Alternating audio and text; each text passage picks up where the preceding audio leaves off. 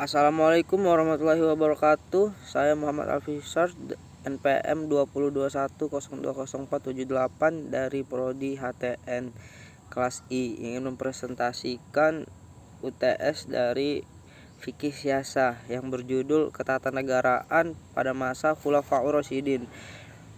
Persoalan pertama yang muncul pada saat setelah Nabi Muhammad SAW wafat pada tahun 632 Masehi. Semasa hidupnya Nabi Muhammad memang tidak pernah menunjukkan cara untuk menunjukkan pengganti dirinya sebagai pemimpin atau khalifah di muka bumi. Sehari setelah Nabi Muhammad SAW wafat, kaum Ansar memprakarsai musyawarah besar di Saqifah Bani Sa'idah menjadi khalifah menggantikan kekuasaan politik Nabi Muhammad SAW. Setelah musyawarah dilaksanakan, kemudian terpilihlah Abu Bakar Siddiq sebagai khalifah pertama yang menggantikan Nabi Muhammad. Pada masa Abu Bakar menerima jabatan khalifah pada saat sejarah Islam dalam keadaan yang buruk, yaitu munculnya nabi-nabi palsu, terjadinya pemberontakan, eksistensi negeri Islam yang masih baru mengancam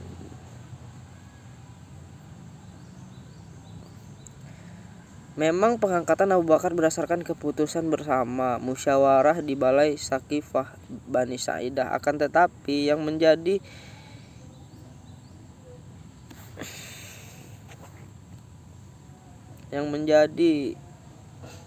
sumber utama kekacauan ialah wafatnya Nabi, dianggap sebagai terputusnya ikatan dengan Islam. Kemudian Abu Bakar bukan hanya ditunjuk sebagai khalifah, tapi juga disebut sebagai penyelamat Islam.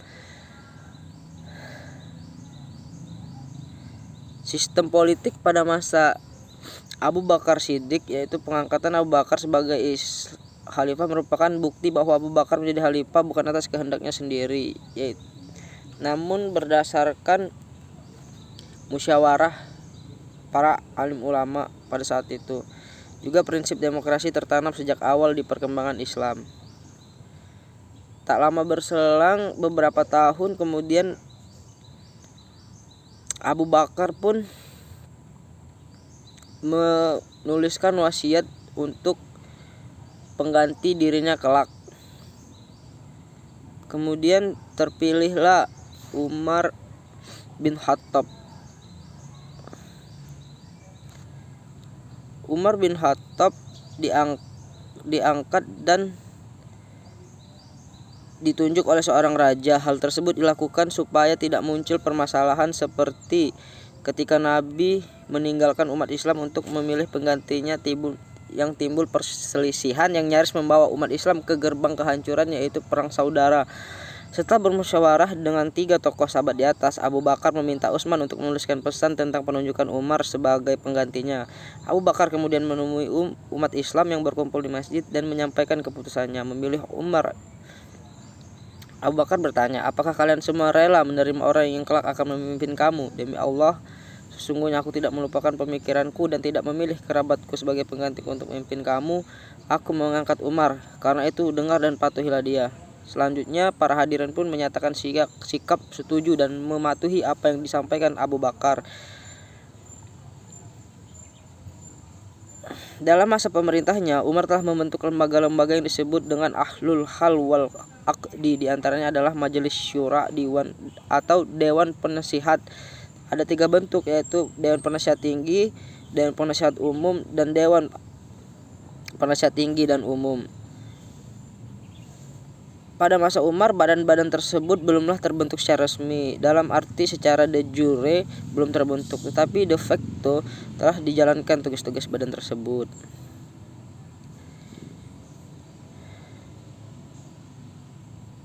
Umar kemudian melakukan perubahan mendasar dalam kekuasaan peradilan dengan memisahkan kekuasaan peradilan dari kekuasaan eksekutif. Selain itu, Umar juga melakukan ijtihad dalam berbagai masalah umat. Kemudian Yang ketiga, terpilih Utsman bin Affan. Utsman memerintah selama 12 tahun dalam pemerintahannya. Sejarah mencatat telah banyak kemajuan dalam berbagai aspek yang dicapai untuk umat Islam. Akan tetapi juga tidak sedikit polemik yang terjadi di akhir pemerintahnya pada masa Khalifah Utsman. Konsep kekhalifahan sudah mulai mundur dalam arti interest politik di sekitar khalifah mulai banyak diwarnai oleh dinamika kepentingan suku dan perbedaan interaksi.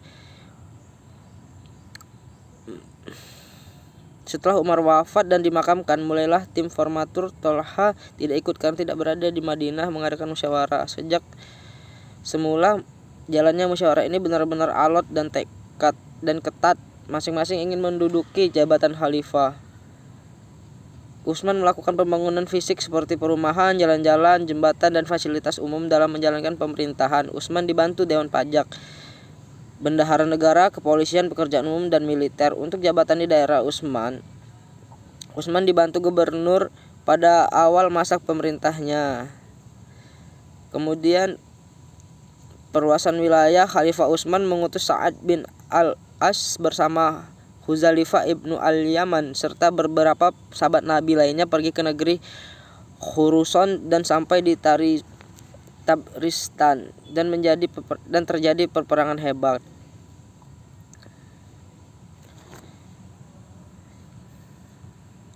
Dan yang terakhir adalah pemerintahan dari sahabat Nabi dan tak lain adalah sepupu Nabi sendiri, yaitu Ali bin Abi Thalib.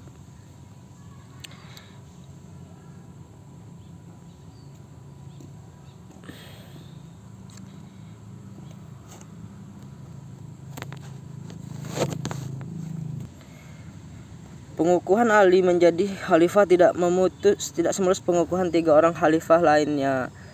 Ia dibaiat di tengah-tengah suasana berkabung atas kematian Utsman, pertentangan dan kekacauan serta kebingungan umat Islam di Madinah. Ali bin Abi Thalib dikukuhkan menjadi khalifah keempat menggantikan Utsman bin Affan mati terbunuh di kaum pemberontak. Pasca pembunuhan Utsman, suasana memang begitu kacau. Umat Islam terpecah menjadi beberapa kelompok. Tidak semua umat Islam melakukan baiat kepada Ali. Pada masa kepemimpinannya, Ali memberhentikan gubernur yang diangkat oleh Utsman dan menarik tanah yang dibagi-bagikan Utsman kepada kerabatnya. Hal ini juga mendapat tantangan. Di sisi lain, penduduk Madinah pun tidak bulat mendukung Ali karena Ali itu memindahkan ibu kota pemerintahannya ke Kufah. Ali menyusun undang-undang perpajakan dan menegaskan bahwa pajak tidak diambil oleh. Sekian presentasi dari saya. Wassalamualaikum warahmatullahi wabarakatuh.